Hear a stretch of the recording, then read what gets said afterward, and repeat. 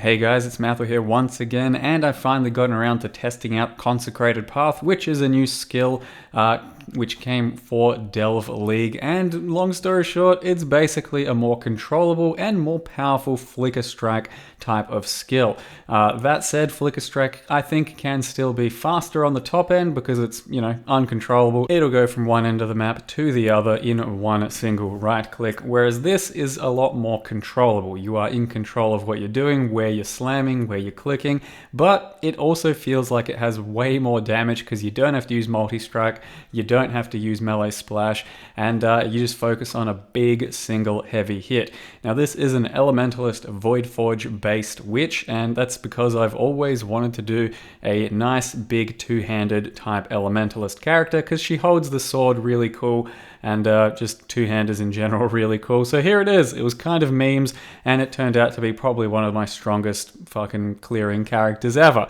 And that's because Consecrated Path is just all kinds of busted, I think. It hits really hard. Half of its damage is split into fire, so then you have some physical left over, but in this case I'm running Voidforge, and it is extremely powerful in this sort of a setup. And bear in mind, when I first picked up Voidforge, it was 26 chaos. The end game, one of the best two-hander weapons in the game from the last boss of the game basically was 26 chaos. They are of course a bit higher now thanks to my douchebag effect that people seem to take advantage of, but they are still fairly cheap for what they are, and keep your eye on them in the future because they always seem to drop pretty low on price. So it's a Voidforge build, meaning you stack a fair amount of flat physical. Here we are running 4 auras since we're an Elementalist, including the new Herald of Purity, which does give some flat physical, and then you try and get some flat fizz on your jewelry, your rings, amulet, that sort of thing, as well as scaling crit multi, and some elemental damage to attacks. The passive tree is kind of all over the place, and it's a bit rough to level if you don't have good leveling gear, but if you do, you level with Smite, and then you get into Consecrated Path, and it is completely crazy from then out. It clears very nicely and excels in the tighter maps, the toxic sewer type things, and of course delves themselves, so it's a great league for it to exist.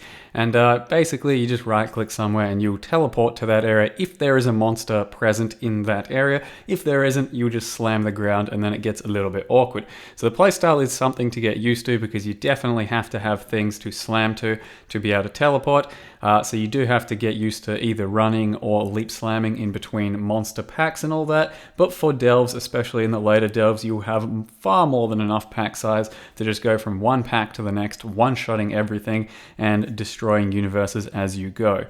So it's been pretty amazing for delve thus far. There's nothing particularly special about the character except that Elementalist and Voidforge, you can build it in many different ways with many different ascendancies, and it's obviously usable with a stat stick since it is only attacking with a main-handed weapon, so you can have a big fat stat stick in the offhand, and I think that's typically how people have been building it.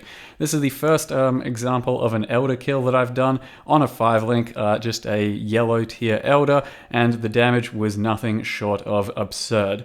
Once I do get a 6th link, I think I'll be just about one-tapping most of these endgame bosses. At the moment, it's on a 5-link, and in this case, still not super fine-tuned on the gear. The next Elder I show you will be quite a bit more fine-tuned for the gear. Now, that said, it's hard, honestly, to pick highlights for this build because the entire build so far has been a highlight. That's a tier 15 carcass boss that usually takes a good few hits to kill. Typically, you can get it down with a good character before he runs away. That basically just got one shot. Few other little boss clips. This is my first red tier Elder attempt. At this point, this is a tier 11 Elder, I think, and I'm level 90 probably. I've still got another dual socket to go, and I've still obviously got a 6th link to get, but it's not really too necessary. You hit so goddamn hard that you are just about phasing everything in one hit, and then you've also got Ancestral Warchief, which does quite a lot of extra damage and can actually hold his own just by himself. This is the red tier Elder attempt, is tier 11. Unfortunately, well, fortunately, unfortunately, I chill him, so it means he's stuck in this phase a lot longer, and I didn't really realize it, and I just stood there and took the entire damage. That's why I almost died. And then the last phase here, just completely obliterating these portals like they're white monsters, and then Elder himself just disappears. So hopefully it will be probably Elder viable, Uber Elder viable that is, potentially a little bit clunky because, well, the whole teleport mechanic might get me in trouble, but I would love to be able to show you some Uber Elder action in the next couple of days in the next video. For now though, I want to go over how I've built this character and how we got here so far. Now, first of all, my apologies if I look a bit tired. I've been out all day doing running, climbing, other such things. Haven't got a chance to sleep yet, and I have to get this video in now before I go out for a birthday dinner sort of thing. So this is the character. It's a currently level 90 Elementalist witch, and this is what I mean by the character looking pretty cool, the way she holds her two-handed weapon. It's like dragged across the ground, and it just looks really cool with the Titan Maul in this case, but same with the Colossus sword, looks really fancy when she's just running around and slamming and that sort of thing. With no cosmetic whatsoever, that's what the Voidforge looks like. And the witch just, I don't know, I thought has this certain charm to her with a two-handed weapon. So I really wanted to build an Elementalist strictly for that reason, because otherwise an Inquisitor, maybe a Pathfinder, could actually be way stronger than this for the entire character based around a Voidforge and Consecrated path. You can also do like Champion, Chieftain, Raider, just about fucking anything with Consecrated path, and it should work nicely. For Voidforge, the good synergy I think is with Pathfinder, Inquisitor, and Elementalist, of course. So that's what it is, and I've been running the Titan Maul skin. And now, first of all, I want to show you how to actually get Voidforge damage into your path of building, because a lot of people struggle with this, and this is what it looks like. It has a little bit of fizz on it, and then gain 300% of weapon physical damage as extra damage of an element. So every time you hit, it's either going to give you 300% to lightning, cold, or fire. Now, you can actually incorporate this into path of building one of two ways. So currently you can see it doesn't incorporate my damage, and I've got 192,000 conk effect damage. If you want to actually incorporate it so you can see the real damage of your skill, one way I do is simply to change, instead of extra damage of an element, to just change it to one simple element. So instead of a random element, you incorporate it as just one type of element, because if you have equal damage to all the elements, then it's not going to matter which one it picks, it will do all of them equally.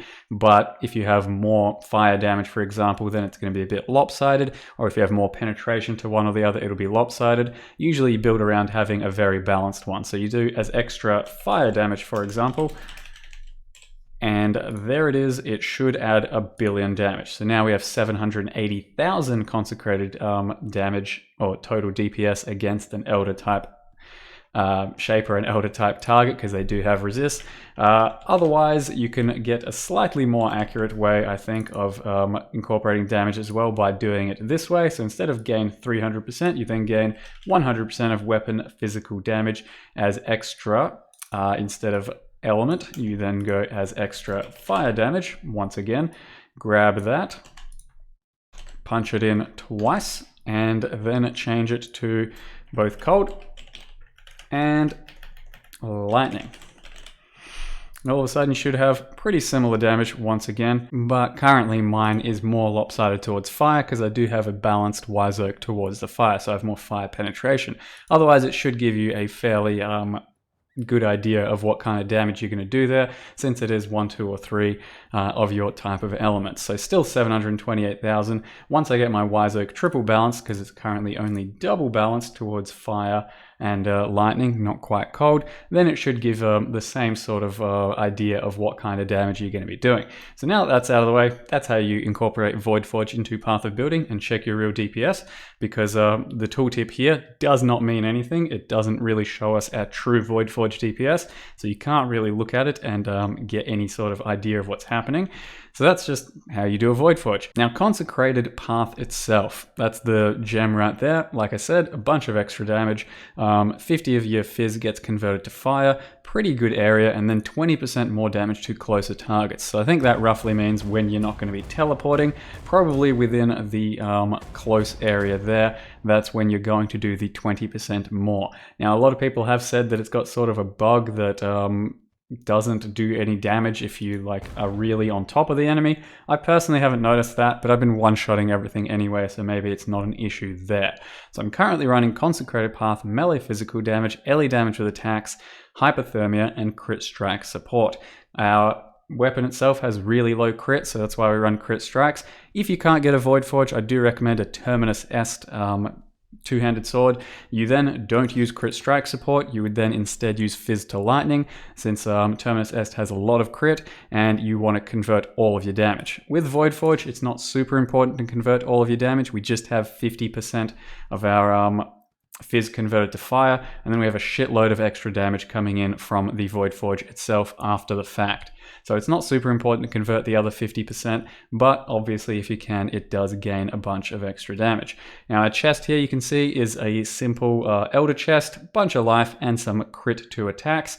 So because our sword has such low crit, it is pretty valuable to try and get your crit up. However, a Lore Weave is just going to be much better, so if you'd rather the strongest possible option, get a Lore Weave. I just don't want to shove a Lore Weave in every single build because they are overpowered and just a bit generic at this point. So I try to craft my own Elder chest from time to time, and in this case, it's still a competitive chest to use, but otherwise, Lore Weave is definitely better.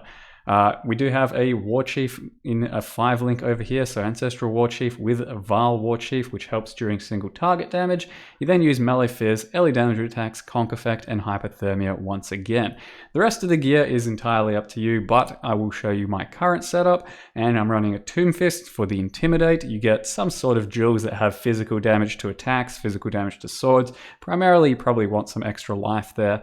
If you can get it, maybe some attack speed to crits, and then crafting a Stygian belt like this because it has added increased elemental damage and increased elemental damage with attack skills is actually pretty easy. These things are insane, so I do recommend trying to craft one for your LE character. What you do is get, I don't know, high item level Stygian belt, level 86, and then combo it with 2 fossils, a pristine, and a prismatic, I do believe. So you have more elemental and more life mods. The elemental mod can then roll increased elemental damage. You have a good chance of getting increased elemental damage with attack skills as well, and then of course life. I've rolled 2 or 3 of these things already without trying too much, and I know there's a lot on the market, so that's currently the belt we're running with. I then grab a amulet that has some life, accuracy, LE damage, multi. If you can get some Fizz, that's good too, but you do need to bump your accuracy in this build because the passive tree is going to be just a little bit rough for the accuracy otherwise. So that's why I also bought a Shaper Ring that has Assassin's Mark on hit with accuracy. That's the 2 main things we're looking for there. So then also got life, and it is a Shaper item, so then that means I can run a Mark of the Elder for a whole bunch of extra attack damage as well as some life, and it's a steel ring because physical damage is kind of important. Then roll a pair of boots with some fossils, going for once again pristine fossils for life, and that's all I was doing, so just single life rolls on there till I got good life roll. A little bit of movement speed does help. And then I bought a helm with 40% increased conk damage. Not too important. You can go several different other ways. Maybe the area, maybe the teleporting range. That's also pretty good. And then try and get some resist. Maybe some accuracy on the helm would go a long way too. Besides that, that's, I think, all of the gear there. We then run a Wise Oak just for bosses. Most of the time I am running a Quicksilver because it feels a lot nicer for mapping. You then have a Lion's Roar for a lot of extra damage, a Silver Flask for your Onslaught, and a Diamond Flask for most of your crit. Now the passive tree itself starts over here, bunch of waste over here, not too big of a problem though. I start out and went right to begin with because I do want all of this good stuff over here for the dexterity, for the extra life, starting to get some crit. Once I roughly filled out this life over here, I then went to the left and started filling all of this out, and then down here and all of this. Around this time, you should pick up a Terminus Est, so you can start getting sword nodes, you can start getting crit nodes, and the passive tree fills itself out from there. Your first Ascendancy will probably be Mastermind of Discord, so you can start running all 4 Heralds as soon as possible, and then go for Beacon of Ruin just to get that extra prolif and shock happening. Your jewels you're looking for are pretty much crit multi, life, bit of attack speed could go a long way, but it's pretty straightforward there as well. Now, the other links I have here In my helm, all of my heralds sit nice and tidily here. Like I said, Herald of Purity goes a long way for a bit of extra physical damage. You then have your Fortify, Culling Strike, faster attacks, and Leap Slam, so you can leap just a little bit faster. And otherwise, Blood Rage and Summon Ice Golem chills over here. There's not too much else to say about the build. I leveled with Smite up until level 28. Smite is actually pretty good in this build altogether if you want to run Smite instead, but it gets you to level 28, at which point you can put on your Consecrated Path and destroy everything. Terminus Est, very good alternative, like I said, and so far this build has just been stupid. It's been like above my expectations, just the way Consecrated Path functions. It's a very strong skill. I think you'd have a tough time fucking it up on any setup, but Voidforge as an Elementalist seems to feel really good at the moment, so if you can, I do recommend giving something like this a shot. I'd say that's about all I've got to say about this character for now, guys. That's more or less a guide. Hopefully in the next few days I do take down all of the endgame and the Uber Elder. I think that's where it'll struggle, if ever, just because the bigger the target, the less you can one-shot them, and the more you have to actually play the game around them. So we'll see how that goes. I did just forget real quick, my mana, I'm not actually using any mana leech whatsoever, just pure regen from Alira, and then Witch gets me by, so I don't actually have any mana leech whatsoever. You can see just pure regen for the most part keeps you up, but if you're really struggling, grab 1 point for mana leech there. And our life leech comes entirely from there, just hits so goddamn hard that 0.4% actually benefits you quite a lot. That's all for the build there, guys. Hopefully in the next few days I've got more to show you. Thank you very much for watching. Hope you liked the video, and see you next time.